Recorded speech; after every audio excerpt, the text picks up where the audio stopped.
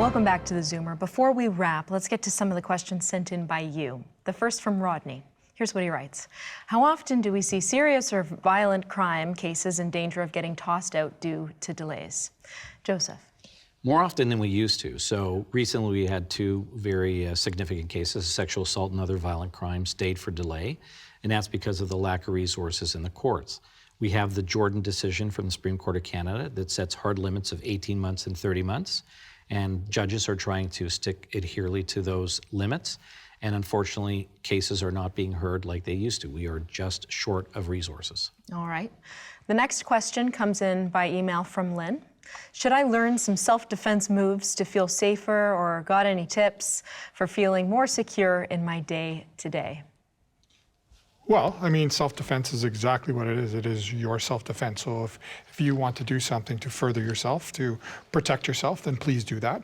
As long as you're using the minimum amount of force that's required to protect yourself without going beyond that, and you're not the aggravator.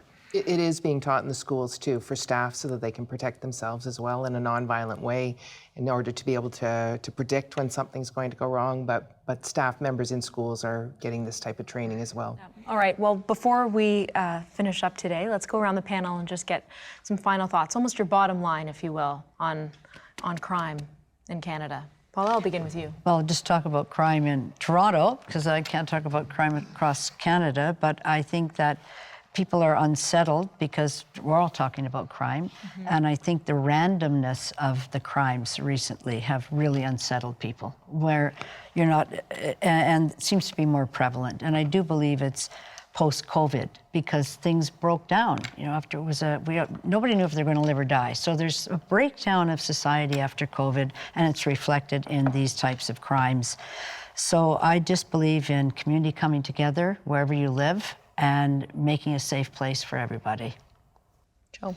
I'll just use the same line. I think we need to look at the ideology of crime and deal with the factors that we know exist, and try and invest in those factors and see how we can establish a better foundation for youth and others who are at risk to go into gangs and organized crime, or who randomly act out, and invest in care for people who have more serious mental health, and invest in our education so we have, young children that we can be proud of for the future. Yeah, so Joe took my line, invest in education. We have to start where it's going to be. Sorry. It's okay. It's okay. I agree with you. We have to start where we can provide supports on an equitable basis. This is not a Toronto thing. This is not just an Ontario thing. It's across the country, from Toronto to Timmins, Kenora to Kingston. These issues are happening on a regular basis from junior kindergarten to grade 12. And we've got to take a stand as a community to say we're going to do what's best for education. And you will see the results, the positive results. But we've got to make that decision now to start in the early years. Dr. Ungar. Yeah, so for the tiny portion when there are people with serious mental illness who may get into behaviors that are criminal-type activities that they're charged with at the beginning, we are struggling in the healthcare system. All my colleagues want more resources, more ability to care for more people. And the more we can do that, the tinier that fraction of people will be out there. And we do have some gaps in the system in terms of services. And healthcare is a team sport. I can do the medical, but I also need social services to work, housing services, counselor services. And we need enabled by physical space to support us in the care, and legislation. So I think it's a balance of compassion between protecting individuals and the public for safety, and protecting the civil liberties and providing health care to those people, because sometimes that discussion becomes polarized, and that's where we get stuck and it doesn't move forward. Yeah, just kind of my last thought on it. I know it was tabled here a few times about us being similar to our friends to the south and not wanting to become like that. Like, we as Canadians we still are in a very safe culture up here in Canada compared to our friends from the south. And I agree that it's creeping up here, because it is.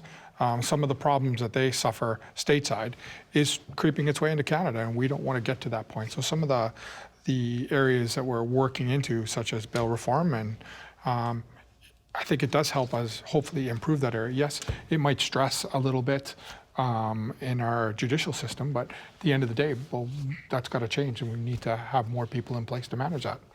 And Marcell, final word to you. So I say it a lot, I'll say it again: prevention, prevention, prevention.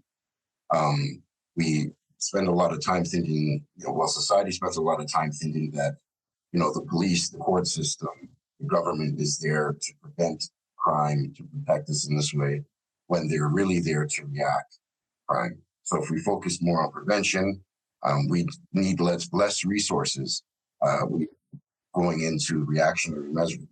A great point to end on, and to get in touch, send us an email at comments@thezoomer.com. As always, thank you to my panel and to you at home. We'll see you soon. For now, it's time to zoom out.